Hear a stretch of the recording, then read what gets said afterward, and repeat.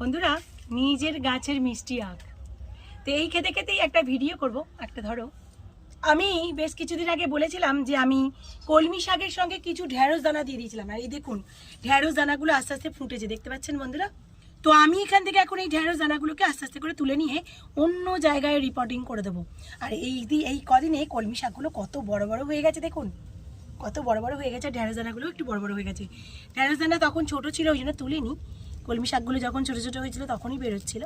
তো আমি এখন খুব সন্তর্পণে এই ঢ্যাঁড়স দানাগুলোকে তুলে নেবো। এই দেখুন বন্ধুরা, ঢ্যাঁড়সের চারা। খুব সহজেই এই ঢ্যাঁড়সের চারা আপনি বার করতে পারবেন। মার্কেট থেকে আপনি ঢ্যাঁড়স কিনে আনতে পারেন।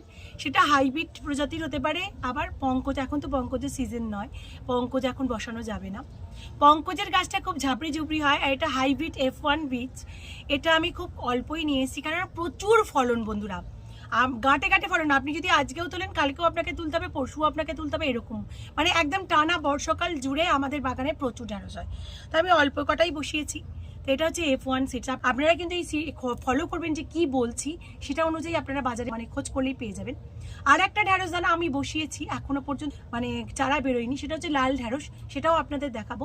লাল রঙের ঢ্যাঁড়সটা বিদেশি ঢ্যাঁড়স, এটাও আপনারা করতে পারেন। যেমন লাল বরবটি আমাদের হয়, তেমন লাল ঢ্যাঁড়স। তো এই দেখুন, এই চারাগুলোকে আমি সন্তর্পণে তুলে নিয়ে এক জায়গায় বসিয়ে দেবো। ওট ওট ওট, তোদের তুলতে এসেছি।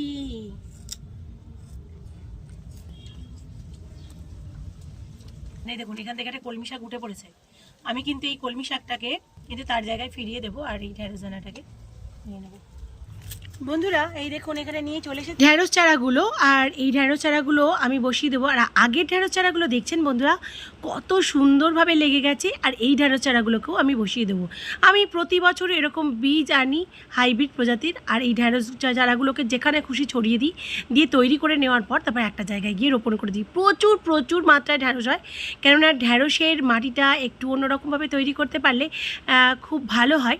আর যে কীরকম ধরনের মাটি তৈরি করবেন এটা আমি এখন দেখালাম না, আমি একদিন পরে সময় করে আপনাদের বলে দেবো।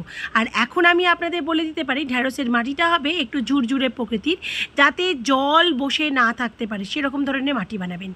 তো আমি ঢ্যাঁড়সগুলোকে বসিয়ে দিলাম, এরপর জল দিয়ে দেবো। আর এখন বৃষ্টি তো হচ্ছেই, মাঝে মাঝেই বৃষ্টি হচ্ছে। তো অবশ্যই স্যাপ ফাঙ্গিসাইডটা 15 দিনে একবার দিয়ে দেবেন। আর চারাগুলো বড় হয়ে যাওয়ার পর কী খাবার দেবো সেগুলো অবশ্যই দেখাবো। ভিডিওটা ভালো লাগলে অবশ্যই লাইক, শেয়ার, সাবস্ক্রাইব করে আমার সঙ্গে জুড়ে থাকুন। ভালো থাকবেন, সুস্থ থাকবেন, হ্যাপি গার্ডেনিং, বাই।